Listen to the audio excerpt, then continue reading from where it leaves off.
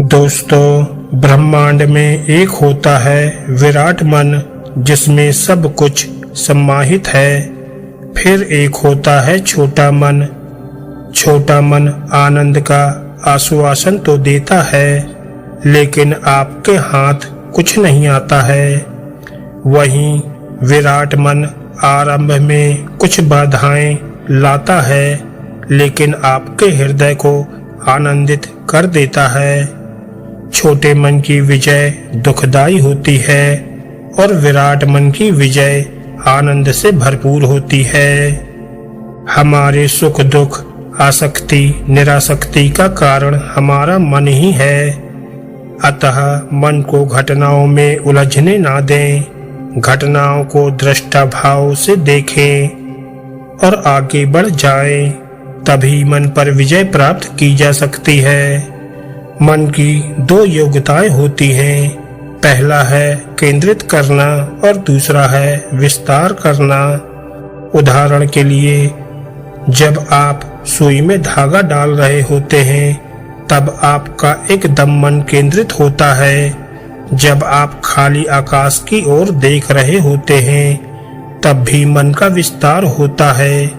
जीवन में केंद्रित होने और विस्तार करने की योग्यता हमारी चेतना में एक साथ आनी चाहिए।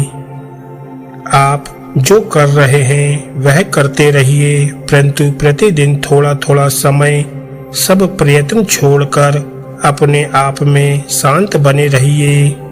जिस शांति को आप बाहर कहीं खोज रहे हैं, वह आपके भीतर ही है। शांति आपका स्वभाव है। आप शांति हैं, ये जानने से आपको कौन रोक रहा है? आपका अपना मन इस पर कैसे विजय पाए? समर्पण करके। मन समय का अंग है, समय प्रतिबिंब है। एक की उत्पत्ति दूसरे से ही होती है। इसलिए जब आप खुश होते हैं, तब समय बहुत जल्दी बीत जाता है। यदि आप नहीं जानते हैं कि समय कैसे बीत गया, तो आप प्रसन्न रहते हैं।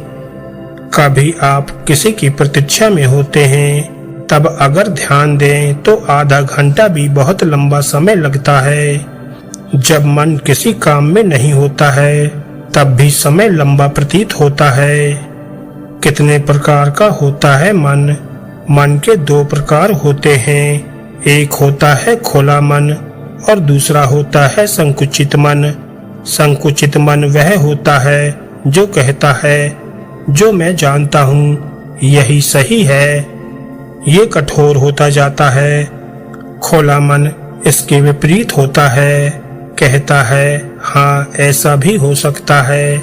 सीमित ज्ञान और इसका अनुपालन मन को बहुत कठोर बना देता है।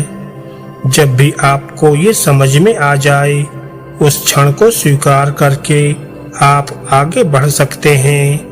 समस्याएं तब उत्पन्न होती हैं जब हम ये मान लेते हैं कि हम सब जानते हैं। आपके ना जानने से कोई समस्या उत्पन्न नहीं होती है। जब आप ये मानकर चलते हैं कि मुझे कम ज्ञान है, तब मन खुला हुआ रहता है। आपके बाहरी और आंतरिक विकास की सीमाएं बढ़ जाती हैं। कैसे बढ़ती हैं विकास की गति? सीमित ज्ञान से मन में पीड़ा उत्पन्न होती है। जब आप में आश्चर्य, धैर्य, आनंद और प्रतीक्षा होती है, तब आप इस स्थिति में होते हैं कि मैं जानता तो नहीं हूँ, लेकिन ऐसा हो सकता है। आप संसार को जानते हैं, यही सबसे बड़ी समस्या है। ये केवल संसार नहीं है, इसके कई सारे स्तर हैं जिन्हें आप नहीं जानते हैं। जब आप परेशान होते हैं, तो ये किसी कारणवश होता है। ऐसा इसलिए भी होता है क्योंकि आप परिवर्तन के लिए तैयार नहीं होते हैं। जब मन सभी तरह की संभावनाओं के लिए तैयार होता है, तब आपके विकास की गति बढ़ती है। कई बार ऐसा भी होता है कि आप अपने क्रोध का कारण उस व्यक्ति को मानते हैं जो आपके समक्ष उपस्थित होता है, लेकिन बहुत बार आपके क्रोध का कारण बहुत सूक्ष्म होता है।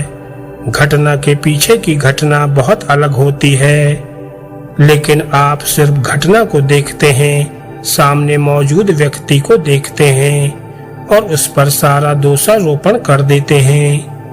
सीमित ज्ञान यही करता है। सबसे आश्चर्य की बात तो ये है कि घटना का अनुभव करने के बाद भी आप उसके परे नहीं देख पाते हैं। आपकी आंखें खुली तो हैं, लेकिन आप देखने और समझने के लिए पर्याप्त रूप से संवेदनशील नहीं हैं, क्योंकि मन का विस्तार अभी इतना नहीं हुआ है। मन अब भी व्यक्ति, वस्तु अथवा परिस्थिति में अटका हुआ है। मन में घटित हो रही घटनाओं को व्यक्ति, वस्तु और परिस्थिति से अलग करके देखें।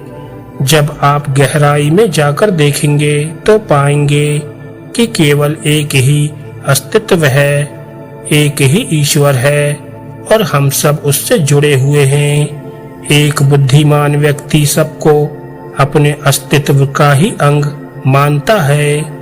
सब उसके मन का विस्तार है। इसलिए दूसरों की गलतियों के पीछे कोई मंशा ना देखें। किसी व्यक्ति की गलतियों को पकड़कर नहीं बैठें और उस पर दोषारोपण नहीं करें। ऐसा करने से मन सभी प्रकार के राग द्वेष से बाहर आ जाता है और मुक्त हो जाता है। और जो मुक्त है उसके मन का विस्तार ही विस्तार है। उससे मन पर विजय प्राप्त है, जो किसी भी घटनाओं में उलझे नहीं, उन्हें दृष्टा भाव से देखे और आगे बढ़ जाए। तो दोस्तों, आप इस तरह अपने मन पर विजय प्राप्त कर सकते हो। और अगर आपको ये वीडियो अच्छी लगी हो तो वीडियो को लाइक करें और ऐसी ही ज्ञानवर्धक और मोटिवेशनल कहानियाँ सुनने के लिए हमारे चैनल को सब्सक्राइब करना ना भूलें। धन्यवाद दोस्तों।